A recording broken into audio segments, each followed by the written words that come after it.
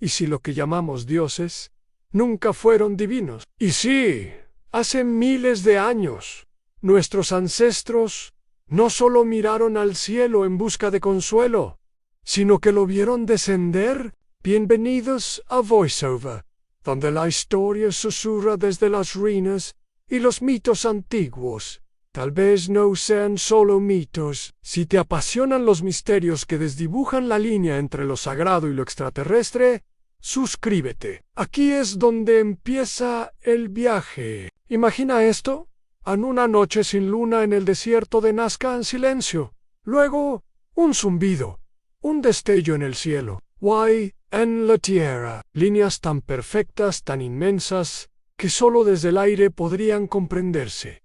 Este no es un simple cuento. Es una pregunta que atraviesa culturas, eras y creencia. Todo comienza con una historia repetida en cientos de lenguas, en distintas tierras, con distintos nombres, pero la esencia siempre es la misma. Del cielo bajaron seres de luz, con alas con fuego, con voces que retumbaban como truenos, y cuando descendieron, lo cambiaron todo. En Sumeria, los Anunnaki; en Egipto, los Neteru; en Mesoamérica, Quetzalcóatl; en la India, los Vimana; y en la Biblia, los Elohim.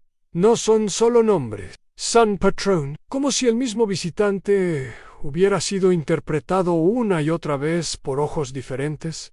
Pero ¿quiénes eran realmente? ¿Eran dioses o visitantes de otro mundo? ¿Y por qué tantas culturas insisten en que venían del cielo? Los sumerios nos dejaron tablillas. Miles de años antes de Cristo ya hablaban de los que descendieron del cielo a la tierra, no como metáfora, no como leyenda, como hecho. Decían que trajeron conocimiento, agricultura, escritura, la ley y la guerra. ¿Es posible que los fundadores de la civilización no fueran humanos? ¿Que nuestra historia sea más antigua y más ajena de lo que imaginamos? En Egipto, las primeras dinastías afirmaban descender de los dioses. Los faraones eran hijos del cielo y los jeroglíficos muestran naves flotantes, discos, seres con cascos y trajes.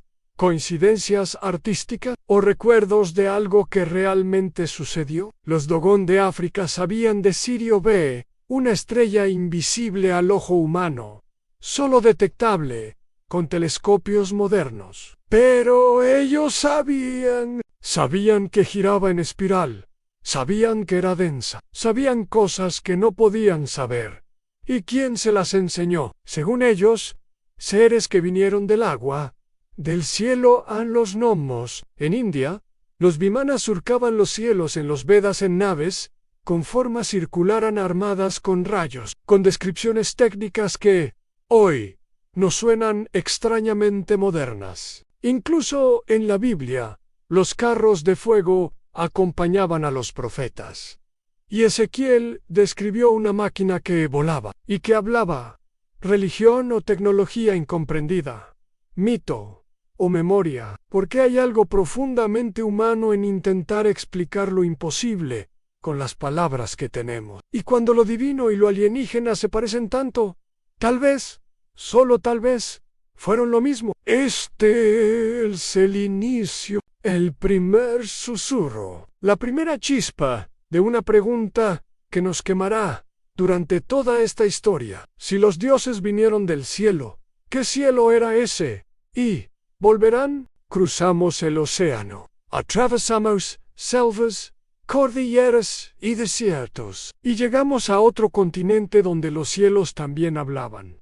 América antes de los conquistadores, antes de las guerras, antes incluso del recuerdo. Aquí también descendieron los dioses y dejaron marcas que aún nos observan. Los mayas adoraban a Kukulcán, un dios emplumado que bajó del cielo, trajo sabiduría y luego prometió regresar. En Teotihuacán hay una ciudad construida con una precisión que desconcierta, una avenida que apunta a las estrellas, pirámides alineadas con constelaciones, cámaras subterráneas llenas de mercurio líquido. ¿Sabías que los satélites reflejan el mercurio líquido para comunicarse? ¿Para qué querían los antiguos ríos de mercurio debajo de sus templos? Los incas hablaban de Viracocha, una figura barbada inusual en la genética andina que emergió del mar y enseñó a construir, a sembrar, a organizar. Después subió a los cielos. No lo mataron. No murió. Ascendió. Fábula o testimonio de un contacto. En Nazca, las líneas se extienden por kilómetros. Solo se ven desde lo alto. Figuras de aves, monos, astronautas. ¿Quién trazó esas figuras tan enormes sin poder verlas desde el aire? ¿Y por qué?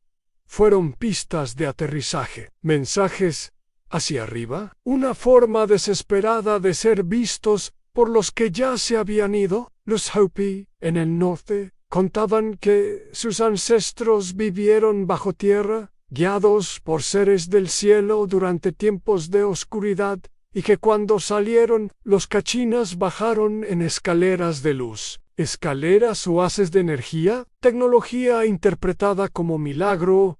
Una y otra vez las historias se repiten. Llegaron del cielo, vinieron en naves, eran diferentes, enseñaron cosas y luego se fueron. ¿Pero por qué se fueron? ¿Por qué no están aquí ahora? Tal vez nunca se fueron. Tal vez observan o esperan. Los aztecas sacrificaban corazones para alimentar al sol. Creían que si el sol moría, los dioses no podrían regresar. ¿Y si el mito escondía otra verdad? ¿Y si los rituales eran intentos desesperados por reactivar algo? Una tecnología en una señal, un portal a los códices quemados por los conquistadores.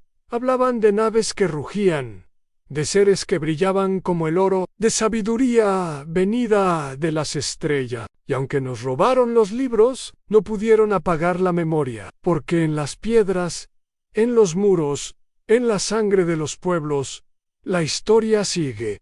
Una historia que late aunque arde, que clama ser entendida.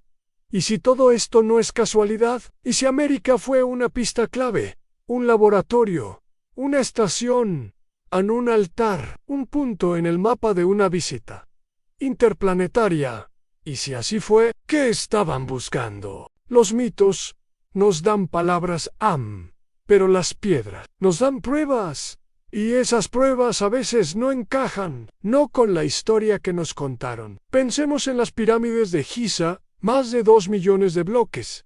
Algunos pesan hasta 70 toneladas, colocados con una precisión quirúrgica, sin grúas, sin acero, sin motores. Y si te dijera que la Gran Pirámide está alineada con el norte verdadero, con un error de menos de 0.05 grados, que su base forma casi un cuadrado perfecto, y que sus proporciones reflejan el número pi, ¿casualidad o conocimiento avanzado? En Baalbek, Líbano, hay piedras aún más pesadas. Una de ellas supera las 1000 toneladas, cortadas, pulidas y colocadas con tal exactitud que apenas entra una hoja de papel entre ella. ¿Quién tenía la tecnología para mover algo así? ¿Y por qué nadie hoy puede replicarlo sin maquinaria moderna? Los relatos antiguos no hablan de cuerdas o esclavos. Hablan de sonido de vibración, de palabras que hacían flotar la piedra. Magia o ciencia que olvidamos. En la India, los templos de Ellora fueron tallados en una sola pieza de roca, desde arriba hacia abajo, una ingeniería que desafía incluso a los mejores arquitectos de hoy. En Grecia, el mecanismo de Antikythera, hallado bajo el mar, es una computadora analógica de más de 2.0 años, con engranajes tan precisos que no se verían de nuevo hasta el Renacimiento. En Bolivia, en Tiahuanaco, hay cortes angulares tan exactos en piedra andesita que parecen hechos con herramientas láser, pero oficialmente no existía el metal necesario para lograrlo. Entonces, ¿cómo lo hicieron? Cada vez que aparece una anomalía así, los arqueólogos dicen lo mismo. No sabemos o fue ritual, o eran genios aislados. Pero la acumulación de lo imposible comienza a pesar más que la negación. En Japón, bajo el mar de Yonaguni, hay estructuras escalonadas. Han columnas, han escaleras, han pasadizos. Oficialmente, son formaciones naturales, pero parecen diseñadas, parecen hechas para alguien que caminaba. Y en cada continente, ruinas megalíticas nos susurran la misma historia. Alguien estuvo aquí, alguien que sabía más. ¿Y si la historia de la humanidad no es una línea recta? ¿Y si es un ciclo, un pulso, una sucesión de contactos, olvidos y redescubrimientos? Tecnologías que no inventamos, sino que heredamos. Y luego, perdimos.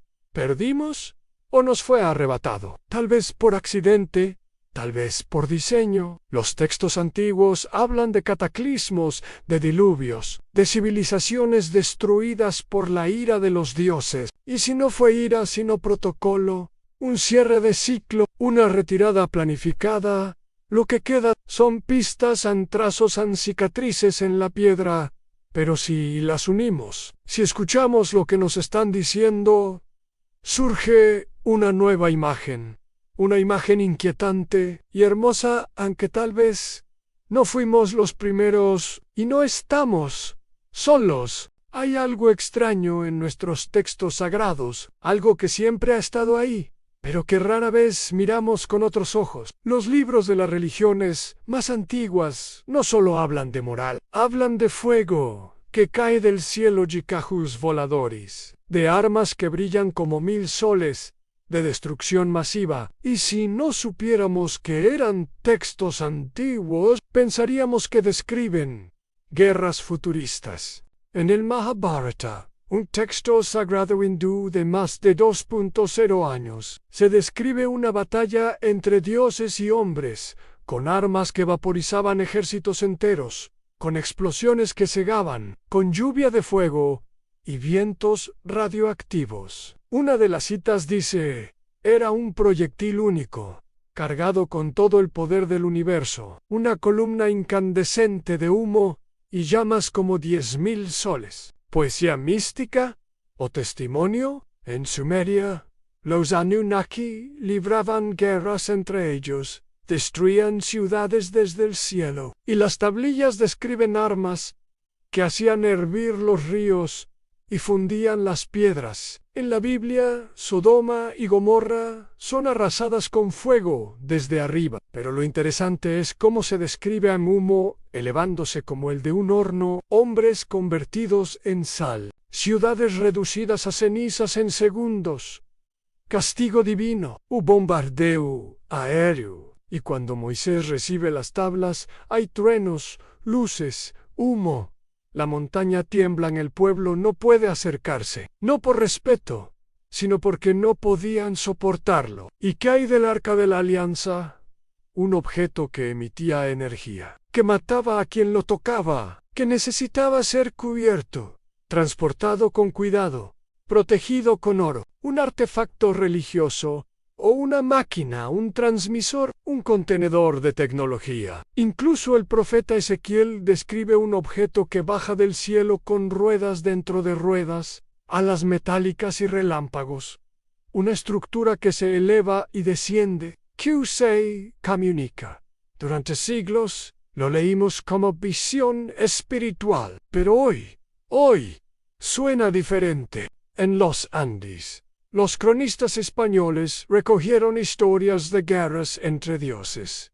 El cielo se encendía, los cerros temblaban, seres luminosos peleaban en los cielos antes de desaparecer. ¿Y si estas guerras no fueron simbólicas? ¿Y si presenciaron algo real, incomprensible, y simplemente lo tradujeron en los únicos términos que conocían? Pensemos en esto. Si nosotros, con nuestra tecnología moderna, viajáramos al pasado y alguien nos viera en drones, con luces LED, con armas de energía, ¿cómo nos describirían?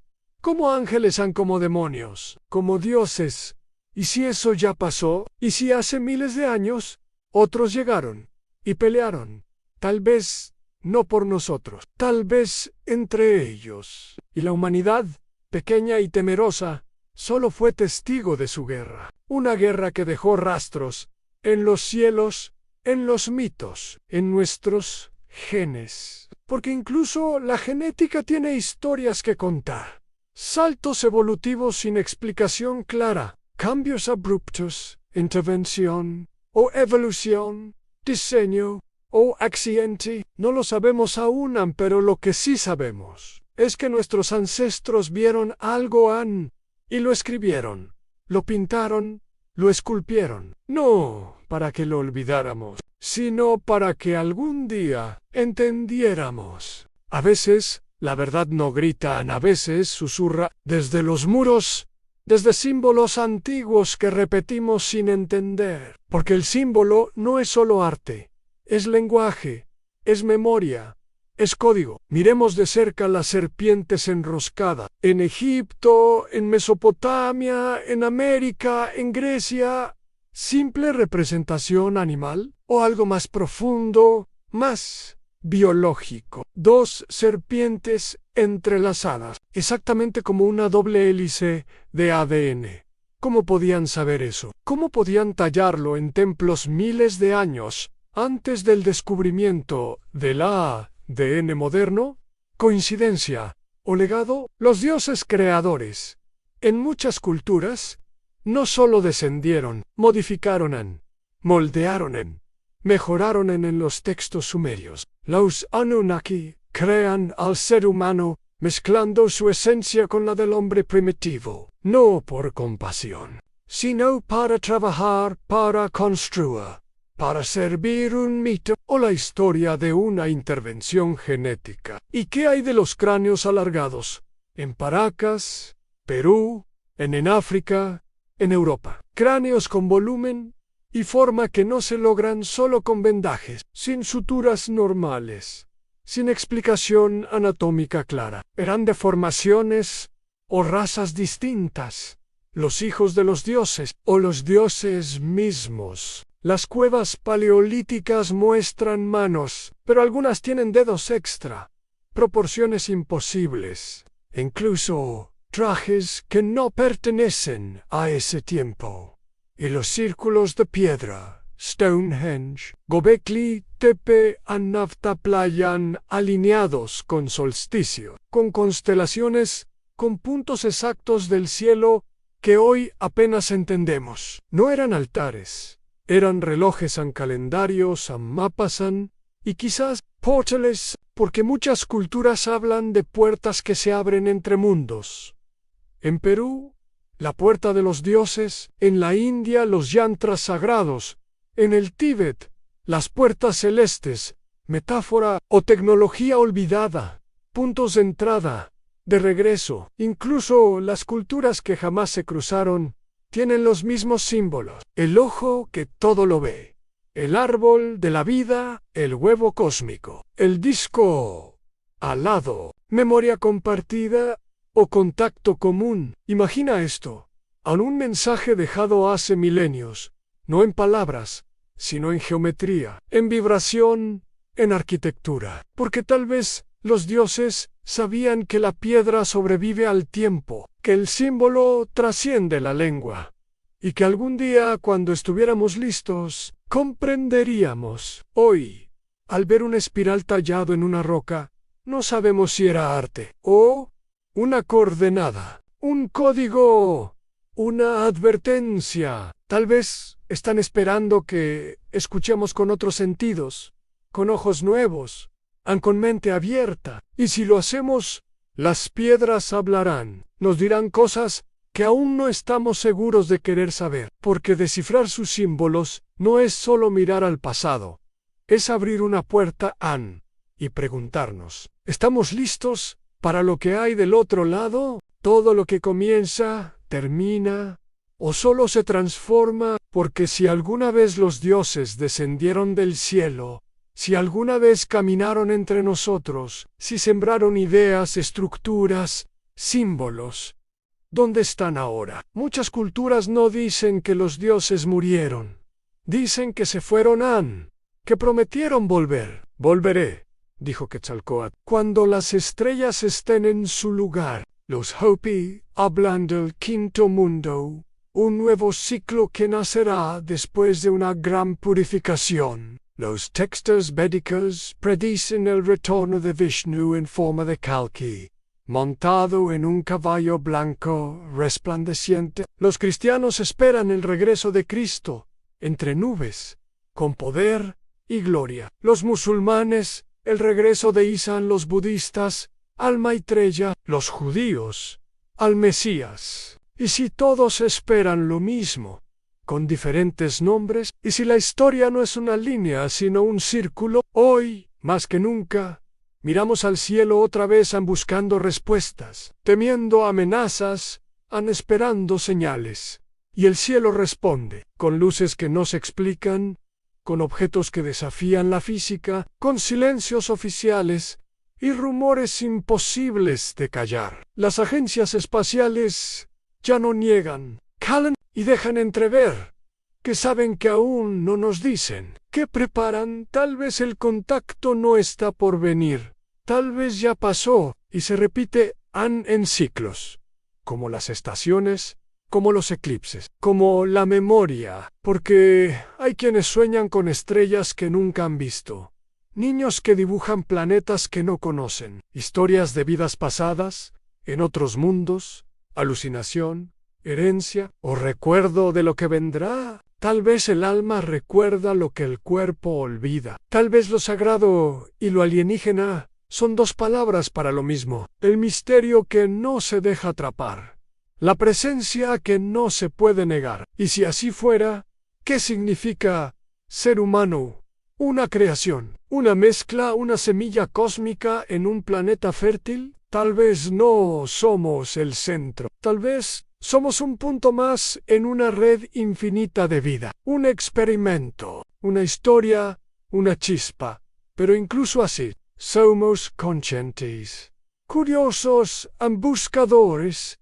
Y eso nos conecta con ellos, con los antiguos y con los que vinieron, con los que vendrán, porque en el fondo no buscamos naves, buscamos sentido, buscamos origen y destino. Y puede que un día, al levantar la vista hacia las estrellas, nos reconozcamos en ellas, no como simples espectadores, sino como parte del todo, como hijos del cielo, y quizás como futuros dioses de otros mundos.